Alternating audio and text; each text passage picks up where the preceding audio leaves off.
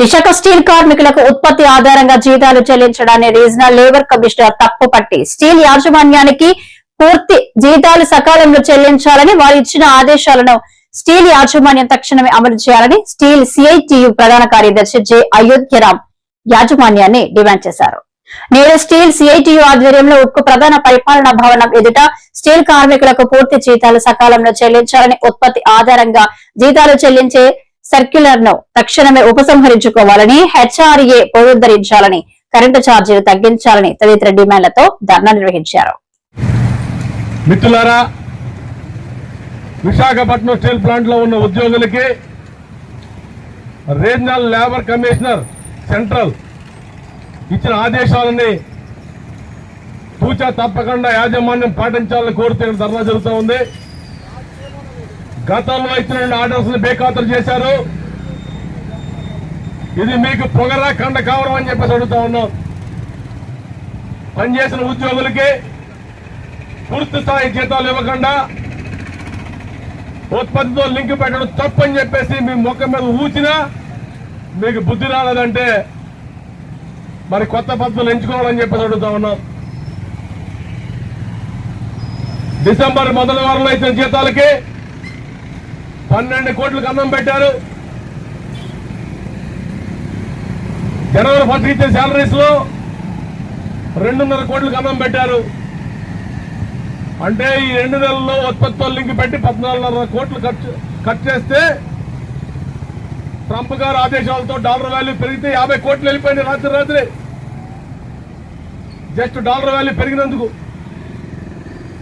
మీరు ఉద్యోగులను హింసించడం కోసమా, మీ శాడిజం చూపించడం కోసమా ఈ సత్తులని చెప్పేసి అడుగుతా ఉన్నాం. కాబట్టి ఎల్లుండి ఇచ్చే జీతాలని పూర్తి స్థాయిలో ఇవ్వకపోతే పుల్ల వంకర ఎవడో తీయలేడట. ఆ పుల్ల వంకరని పొయ్యే తీరుస్తుంది. ఇక్కడ పుల్ల అంటే యాజమాన్యం, పొయ్యి అంటే కార్మికులు, ఉద్యోగులు, ప్రజలు. నడుం కడితే మీరు ఏం చేస్తారని చెప్పేసి అడుగుతా ఉన్నాం. కాడు ఉద్యోగ మిత్రులారా, అధికారులారా, మనకి 3 లక్షల నుంచి 7 లక్షల రూపాయల జీతాలు రావాల్సి ఉంది. గత ఫైనాన్షియల్ దాటిపోయింది. ఈ 2వ ఫైనాన్షియల్ కూడా పూర్తవుతా ఉంది. మీరు డబ్బులు ఇస్తారా, కొట్టాలనుకుంటా ఉన్నారా? ఇది తేల్చి వెంటనే 300 కోట్ల రూపాయలు, 3 నుంచి 7 లక్షల రూపాయలు ఒక్కో ఉద్యోగి బకాయిల్ని వెంటనే చెల్లించాలని చెప్పేసి సిఐటి ఆధ్వర్యంలో ధర్నా జరుగుతూ ఉంది. అట్లాగే సంవత్సరాల కాలంగా హెచ్ఆర్ఏని రాత్రి ఎగ్గొట్టేసి ఇప్పుడు కూడా ఇవ్వకుండా గుర్తింపుని నువ్వేమంటే తందానంటుంది కాబట్టి డ్రామాలు చేస్తా ఉన్నావు. హెచ్ఆర్ఏని వెంటనే పునరుద్ధరించాలని చెప్పేసి అతి చిన్న క్వార్టర్ ఈరోజు గవర్నమెంట్ ఫ్రీగా ఇచ్చే ఇంట్లో కూడా అనేక సౌకర్యాలు ఉన్నాయి. టౌన్షిప్ క్వార్టర్స్ లో అలాంటి సౌకర్యాలు లేవు. పైపెచ్చి ₹10 కరెంట్ ₹8 పెంచావు. అది కూడా తగ్గించాలని చెప్పేసి కంపెనీ కష్టాలకి నష్టాలకి కారణాలు మీరు, మీ విధానాలు గతంలో అనేసార్లు చెప్పున్నాం. డిసెంబర్ నెలలో 6,14,40 టన్నుల హాట్ మెటల్ ఉత్పత్తి చేసినప్పటికీ ₹110 కోట్ల క్యాష్ లాస్ వచ్చింది. ఎందుకు వచ్చింది? మీ విధానం కాదా? ఉత్పత్తిలో కార్మికుడు ఎరగబడ్డా? గతంలో మీరు చేసిన తప్పుడు పనులు మాఫీ చేసుకోవడం కోసం కన్నెల కటింగ్ అని చెప్పి డ్రామా ఆడారు. పోలీసులు ఏం చెప్పారు? పోలీసులు ఏం చెప్పారు? మీకే గడ్డి పెట్టారు. కాబట్టి ఉద్యోగుల్ని, కార్మికుల్ని చైతన్యం ద్వారా ఉత్పత్తిని ముందు తీసుకుపోవాలి. కాస్ట్ ఎకనామిక్స్ లో యాజమాన్యం బుర్రబెట్టి, టెక్నో ఎకనామిక్ ప్యాటర్న్ బుర్రబెట్టి ఉత్పత్తి ఖర్చు తగ్గించాలి తప్ప లాభ నష్టాలు అనేవి ఉద్యోగులతో రావు. ఇప్పటికే 2007 జీతాలు, 2012 జీతాలు తీసుకుంటున్నారు ఉద్యోగులు.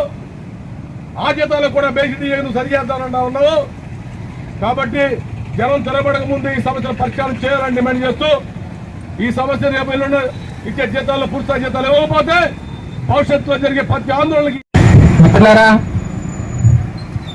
ఈరోజు స్టీల్ యాజమాన్యం కావాలని చెప్పి కార్మికులను ఇబ్బంది పెట్టడం కోసం ప్రభుత్వం యొక్క ఆదేశాలు ఏవైతే ఉన్నాయో ప్రొడక్షన్తో ఉత్పత్తికి లింక్ పెట్టి జీతాలు చెల్లించాలని చెప్పేసి ఏదైతే కార్మిక చట్టాలకు అనుగుణంగా లేబర్ కోడ్ తీసుకొచ్చారో దానికి అనుగుణంగా ఈ రోజున విశాఖపట్నం స్టీల్ ప్లాంట్ లో కార్మికులను ఇబ్బంది పాలు చేసేందుకు ఈ విధంగా కొత్త కొత్త విధానాలను కూడా అమలు చేయడం జరుగుతూ ఉంది. దీనికి వ్యతిరేకంగా ఇప్పటికే పెద్ద ఎత్తున పోరాటం చేస్తా ఉన్నాం. యాజమాన్యం కార్మికుల్ని ఉత్పత్తి వైపు తీసుకెళ్లడం కోసం, ప్రోత్సహించడం కోసం తీసుకోవాల్సిన చర్యలు మాని ఈ స్టీల్ ప్లాంట్ ని ఏ విధంగా దెబ్బతీయాలి, ఏ విధంగా అమ్మేయాలి, ఏ విధంగా నష్టాలు పాలు చేయాలని చెప్పేసి ఉద్దేశంతోనే నడపడం జరుగుతూ ఉంది. ఇప్పటికే మనం లేబర్ కమిషన్ గారిని కలిసాం.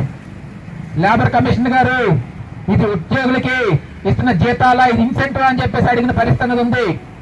అంటే ఉత్పత్తికి లింక్ చేసి ఇచ్చేది ఏదైనా సరే ప్రోత్సాహకాలు, ఇన్సెంటివ్ అవుతుంది తప్ప జీతం కాదు. జీతం అన్నది ఆ కార్మికుడి యొక్క అపాయింట్మెంట్ లెటర్, ఆ కార్మికుల యొక్క సర్వీస్ కండిషన్స్ బట్టి ఆధారపడి ఉంటుంది తప్ప ఉత్పత్తికి సంబంధించి కాదు అని చెప్పేసి చెప్పినప్పటికి కూడా ఈ యాజమాన్యం చేసి ఎక్కడం లేదు. అదేవిధంగా సుప్రీంకోర్టు అనేక సార్లు డైరెక్షన్ ఇచ్చింది.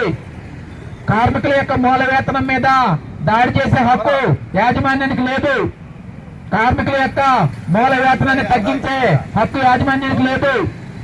అలాగే కార్మికుడి యొక్క సర్వీస్ కండిషన్స్ ను ఏకపక్షంగా మార్చే అధికారం యాజమాన్యానికి లేదు.